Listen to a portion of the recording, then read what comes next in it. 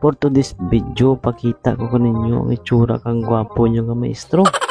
Pero gwapo nga elektrisyan. Kag nagapangguba kang building. Ginatawag kami nga anay kang building. Ari o, tanawan yung ebidensya. Na, di ba? Ginagawa mo! O, di ba? Wasak ang dingding. Agi kang mga elektrisyan nga gwapo. So, ang kanamion lang kanya kang ginaobra namon, kami ang nagaguba, pero kami ang nagakitaan.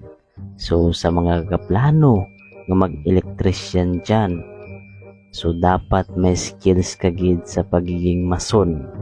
Kabalo ka maguba, kabalo ka magkitaan. O, di ba? Pero pinaka the best, dapat kabalo ka magbasa kang plano. Kung sa diin ka, ang mga naka-align nga mga switches, ang mga CO, ang pinaka the best dyan, mapasiga mo tanan nga wala trouble. So bisan kapoy ang obra, pero sulit kaya kung makita mo ang ana nga final result. Si sir nyo kapoy na pero gwapo Japon. Hindi totoo yan.